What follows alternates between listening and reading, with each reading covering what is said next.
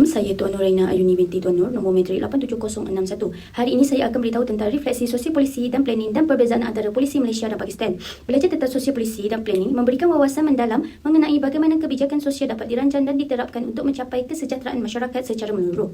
Topik seperti dasar sosial negara, perancangan pembangunan nasional menunjukkan bahawa kebijakan harus didasarkan pada prinsip-prinsip yang jelas dan nilai-nilai yang inklusif.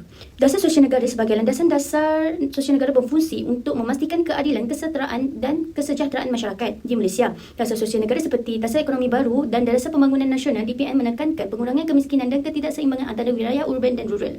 Contoh, melalui program seperti BRIM, Bantuan Rakyat Satu Malaysia, pemerintah akan memberikan bantuan keuangan kepada kelompok rentan untuk meningkatkan daya beli mereka. Hal ini mencerminkan prinsip keadilan sosial sebagai dasar dalam formulasi kebijakan.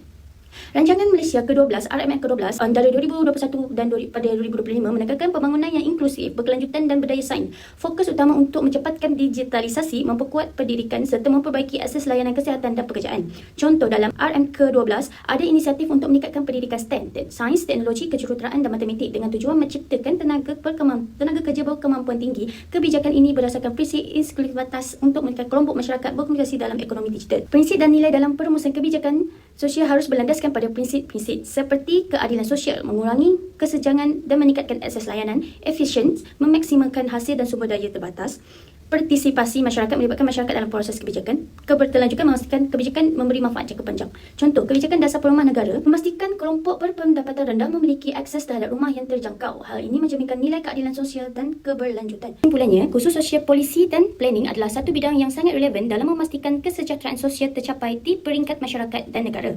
Ia bukan sahaja melibatkan pemahaman dasar sosial lebih mendalam, tetapi juga melibatkan penguasaan dalam merancang, melaksanakan dan menilai polisi secara strategik dan beretika. Melalui kursus ini, saya telah belajar bagaimana membina kebijakan bukan sahaja hanya teori, tetapi juga boleh memberi kesan positif dan praktikal dalam kehidupan masyarakat. Perbezaan sosial polisi Malaysia dan Pakistan. Di Malaysia, sosial polisi Malaysia menekankan keadilan sosial, pembangunan inklusif dan peningkatan kesejahteraan dengan penyediaan pendidikan percuma, kesihatan awal dan bantuan sosial.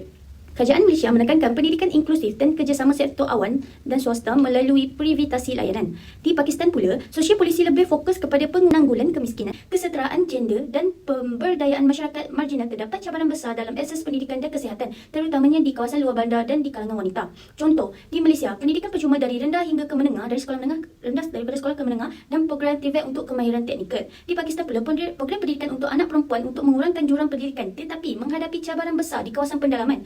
Kesimpulannya, Malaysia memiliki sistem yang lebih terstruktur dan merata dalam pendidikan dan kesihatan, manakala Pakistan masih berhadapan dengan kekurangan akses pendidikan dan ketidakseimbangan sosial di luar bandar. Itu saja. Sekian, terima kasih.